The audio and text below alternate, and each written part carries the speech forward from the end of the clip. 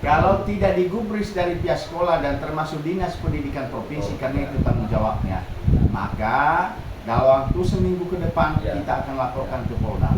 Ada dugaan tindak pidana jual beli kursi di SMA, surat palsu dan membuat surat palsu. Itulah secara transparan karena ini kepentingan publik. Ya, ini bukan rahasia SMA 1, ini kepentingan publik, wajib dibuka.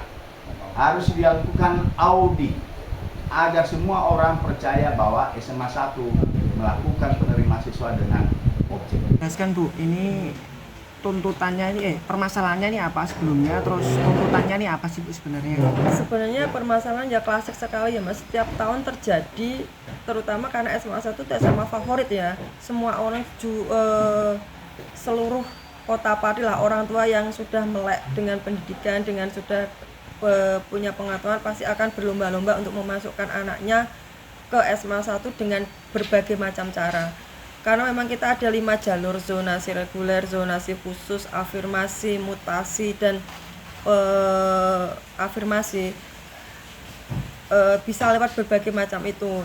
Jadi sebenarnya yang paling mencolok tuh kemarin kan zonasi, zona yang dengan banyak sekali kakak-kakak yang dipalsukan dengan memindah tempat asalnya ke deket-deket sekolahan gitu, berkembang menjadi ketika zonasi itu sudah terindikasi ada kecurangan dan terbukti, mereka berpindah ke jalur afirmasi yang seharusnya notabene harus untuk orang-orang yang memang tidak mampu, yang memang dikhususkan untuk itu, dimainkan juga dengan mungkin penyertaan PIP, kartu PIP tanpa dilihat mungkin keabsahannya gitu. Kemudian juga yang dimutasi itu juga sama, memalsukan surat pindah orang tuanya yang harusnya minimal bisa 1 tahun, minimal bisa 1 tahun, ketika verifikasi di SMA 2 ditolak, di SMA 1 diterima dengan mengganti surat perpindahan orang tuanya itu. Yang afirmasi seperti itu, yang mutasi seperti itu, yang zona ya pemalsuan, paling banyak pemalsuan kakak. Yang diketahui sejauh ini Bu, ada berapa kakak yang dipalsukan, diindikasi dipalsukan? Banyak sekali sih, cuman kemarin tuh saya kan saking banyaknya itu kami ketika di posko pengaduan Cabdin itu kita sampling acak gitu, ada 5 titik koordinasi yang sama, 726, 4 verifikasi di SMA 1, 1 verifikasi di SMK 4, yang salah satunya itu adalah teman anak saya yang dari SD SMP itu temennya, yang kita tahu sekali rumahnya adalah Cangkring itu adalah dekat Juwana. Kalau betul kalau di Cangkring itu memang dia zonanya SMP 1 masuk, sekarang berpindah ke Pelangitan sehingga zonanya masuk ke SMA 1, tapi masih kita cek bahwa rumahnya masih di Cangkring.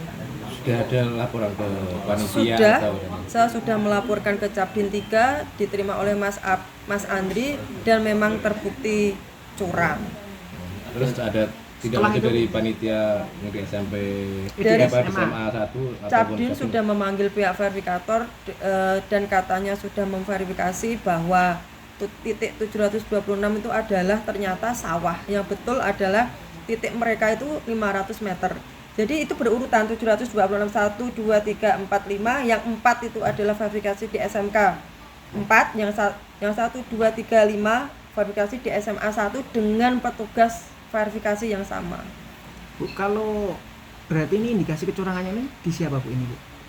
Di sekolahnya Juga atau kita belum tahu pasti karena ya itu tadi ada modus-modus yang belum tentu semua salah panitia atau di capilnya, tapi ternyata memang ditemukan itu gitu Mas. Makanya kita bisa lihat itu kecurangan itu ada di mana ketika kita bisa buka data kakaknya gitu. Nah, di Capil sendiri kita tidak bisa, yang bisa mengakses itu adalah Cabdin dan Capil, karena saat ini SMA 1 hanya sebagai operator ya, dan sistemnya sudah ditutup. Jadi yang bisa mengakses itu adalah Cabdin 3 depan kantor SMA 1 Pati sama Capil. Ya, jadi yang pertama-tama kita butuh agar sekolah sebagai sokoguru terhadap penegakan kebenaran sebagai contoh diharapkan tidak melakukan kecurangan yang diduga keras ini terjadi di SMA 1. Itu satu.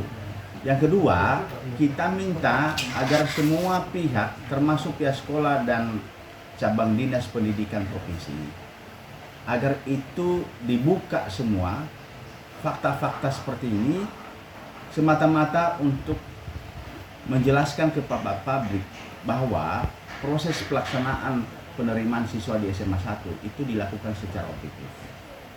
Nah, hal yang ketiga, jika ini tidak dilakukan verifikasi, bahkan sampai ke falsifikasi, maka kami, saya dan kawan-kawan sebagai penerima kuasa akan melaporkan ini ke Polda agar dibuka, karena kita kan tidak punya akses untuk membuka ini. Apakah ini data ini palsu apa tidak? Apakah kakak ini palsu atau tidak? Apakah afirmasi ini benar apa tidak? Ini miskin atau tidak? Apakah sertifikat ini benar apa tidak? Ini akan bisa dibuka oleh pihak kepolisian manakala itu tidak dilakukan verifikasi oleh pihak yang berkewajiban, terutama sekolah dan dinas pendidikan provinsi.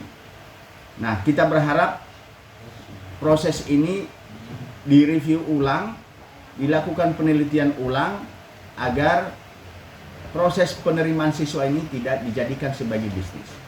Sudah menjadi rahasia umum, saya juga mendapatkan informasi dari orang tua siswa yang nanti kita ajukan sebagai saksi. Kalau ini tidak diselesaikan di level sekolah, kita akan melaporkan ke Polda.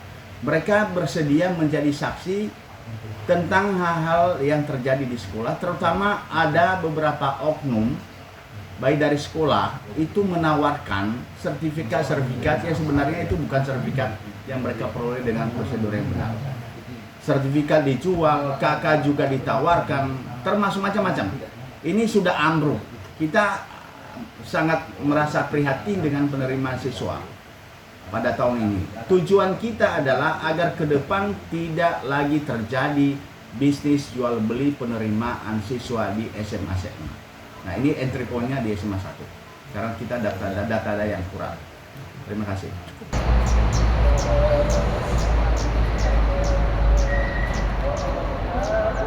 Dengan adanya kakak yang bermasalah, maka salah satunya jalan keluar bisa dideteksi ketika mereka melakukan daftar ulang keaslian dari kakak dan seterusnya.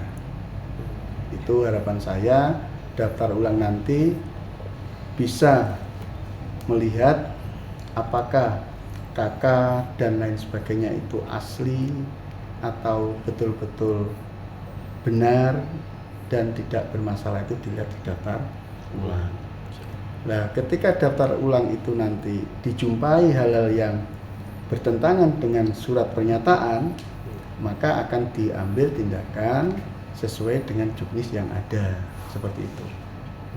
Juknis yang ada itu seperti apa, Pak? Juknis PPDB, Yeah. juknis PPDB dengan surat pernyataan keaslian dari orang tua, keaslian dokumen. Artinya akan dilakukan pembatalan atau seperti apa? Untuk Kalau dilihat dari juknis, maka di situ didapatkan kalau tidak sesuai, maka akan ada tindakan, mungkin dibatalkan penerimaannya. Seperti itu. Ojo lali lo di follow, like, ambil subscribe sosial media Tribun Muria. Download Tribun X sekarang, menghadirkan lokal menjadi Indonesia.